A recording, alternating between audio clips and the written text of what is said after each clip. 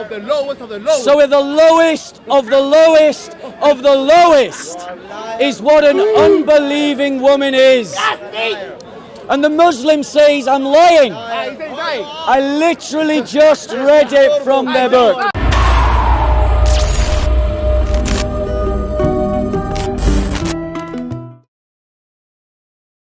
So my next topic...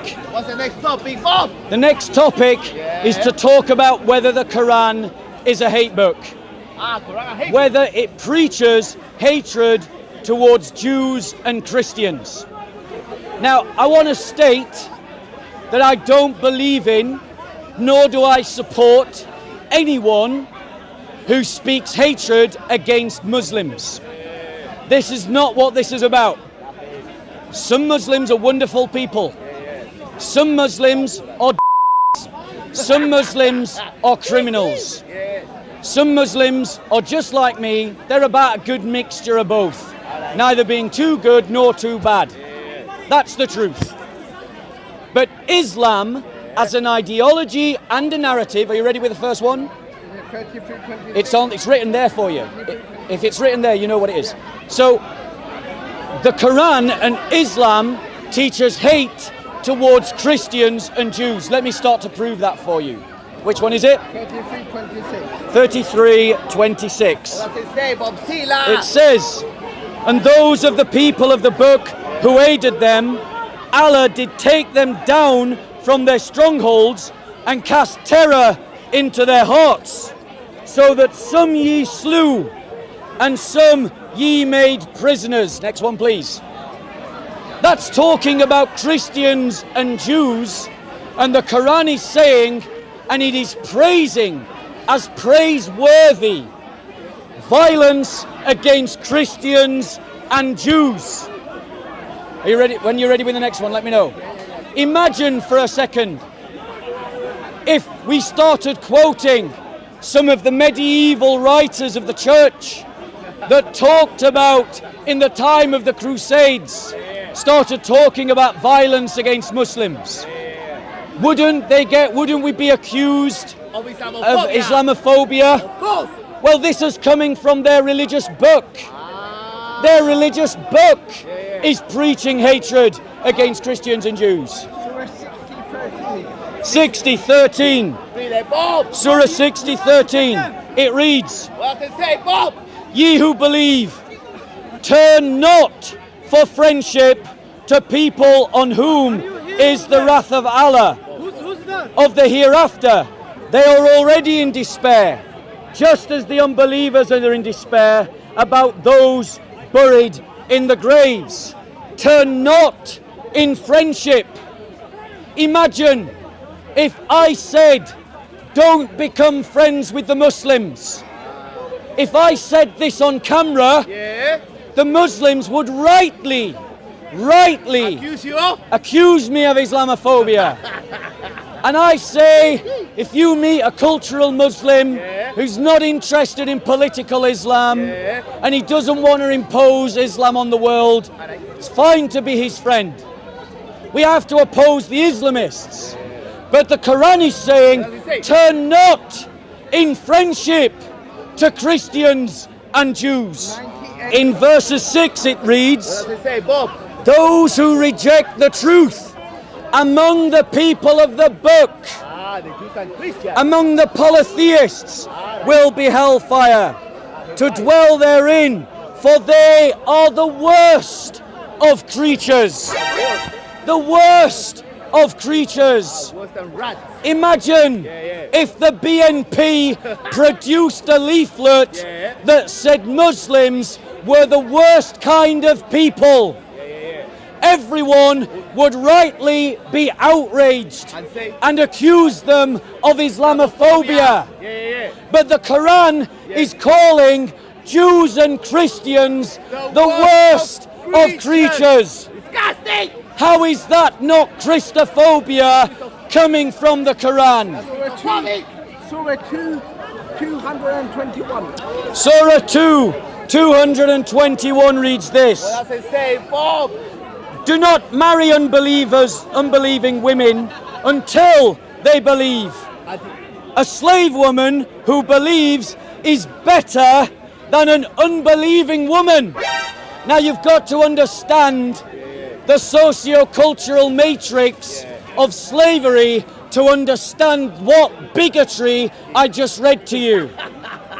The slaves were the lowest of the low in the slave trading communities, and the Quran has just said that an unbelieving woman is worse than a slave. Worse than a believing slave. The low of the lowest of the lowest. So the lowest of the lowest of the lowest is what an unbelieving woman is. And the Muslim says, I'm lying. I literally just read it from their book. No, this surah goes on to say, I'm still reading. Don't encourage him. Even though she allure you, nor marry your girls to unbelievers until they believe. A man-slave who believes is better than an unbeliever. There you go. He's just called his Quran a liar. He's just called the Quran a liar. Our translation is different. You translate as you like, but not as I will like. This is the truth of the Arabic grammar.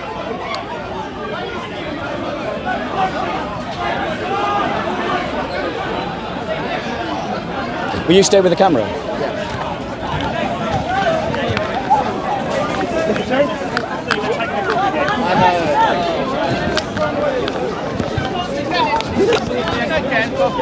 So, we got up to this passage in the Quran where it said, do not marry unbelieving women until they believe. A slave woman who believes is better than an unbelieving woman. So, the women who don't believe in Islam are called the lowest of the low. It goes on to say, even though she allure you, nor marry your girls to unbelievers until they believe. A man-slave who believes is better than an unbeliever. Although he allure you, unbelievers do but beckon you to the fire, but Allah beckons you by his grace to the gardens of bliss and forgiveness, and makes his sign clear to mankind that they may receive admonition. Sorry, I'm talking here. So the reality is that the Quran is saying that unbelievers are worse than slaves. Now, in a world in which the slaves were the lowest of the low, it's saying that unbelievers are worse than that. How is that not hatred? Think about that. We sit in a Christian worldview in which we believe that all human beings have equal dignity. The Quran does not share that worldview. The Quran sits in a worldview in which some people are better than others, and if you are a slave Muslim, you're better than any unbeliever. And this is the reason for so much economic prejudice against Christians in Muslim lands. In Surah 5:33, it says this. And imagine, ladies and gentlemen, if the BNP issued a pamphlet that said that Muslims were worse than, I don't know, pedophiles, who in our society are considered the lowest of the low. If they said that, how would the world respond? And yet this kind of prejudice is coming from this book. It says in Surah 5:33, the punishment of those who wage war against Allah and against his messenger and strive with might and main for mischief through the land is execution or crucifixion or the cutting off of hands and feet from opposite sides or exile from the land.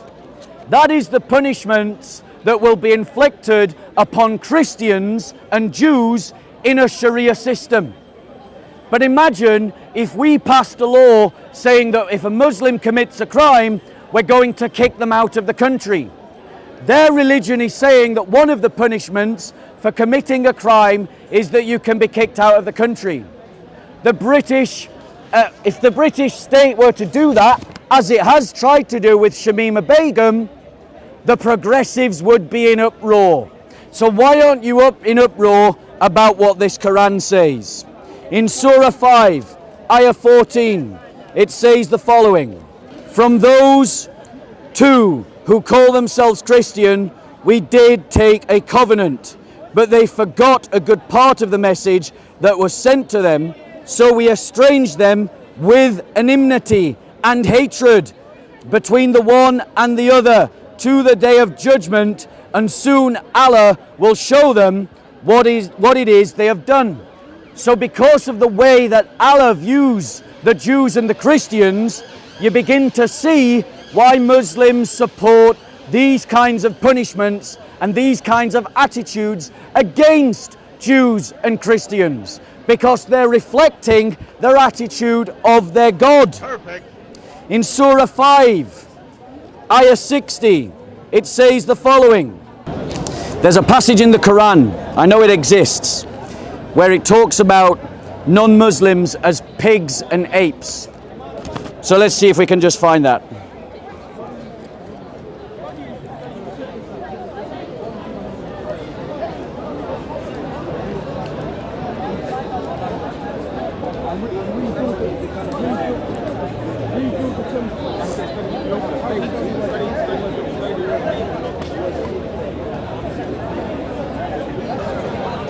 It says in Pictold's translation, in Surah 5, ayah 60, it says, shall I tell thee of the worst case than theirs for retribution with Allah?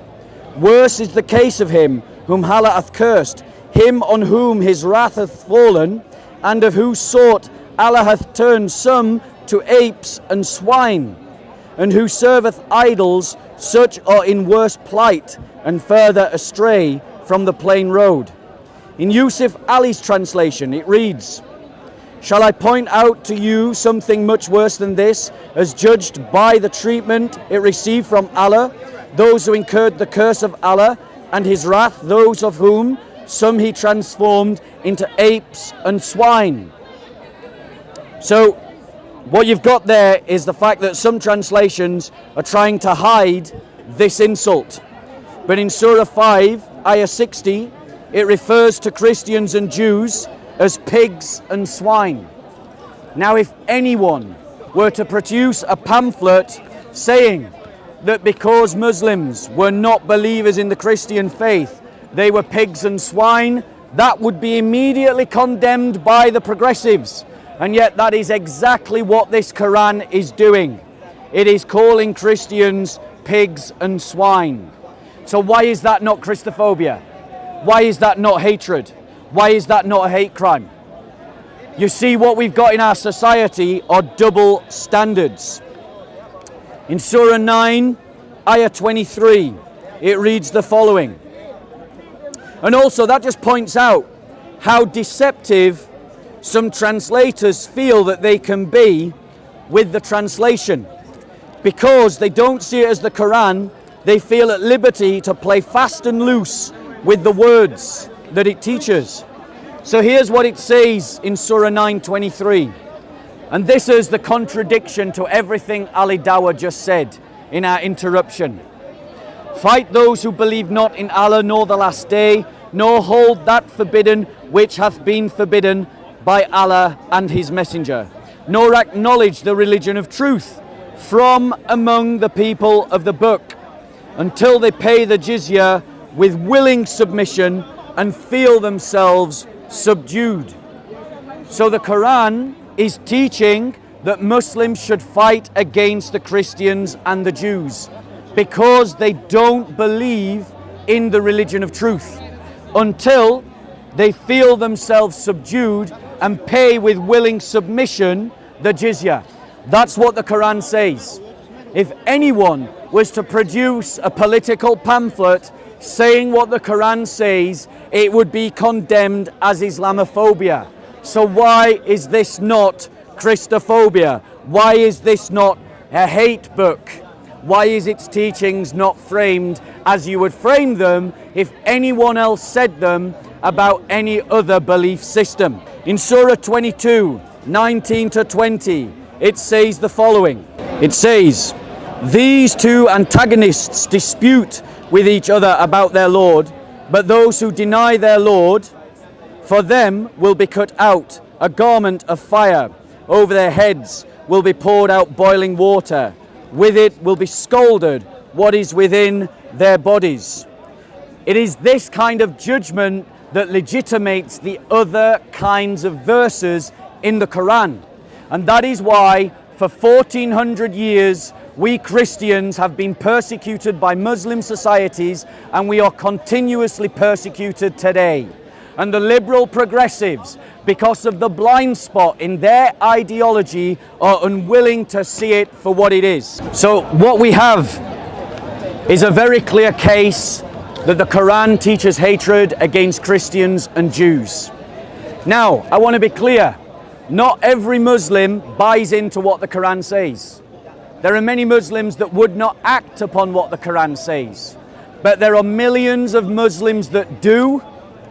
And those millions of Muslims make the life of Christians in Pakistan, Egypt, Arabia, Iran, Sudan, Nigeria, Bangladesh, Afghanistan miserable, dangerous, and full of risks and problems. And until we call it out and see for what it is and where it's really coming from, it will never stop. Christians will continue to be persecuted. And it is time that we call it what it is and we stand up against it.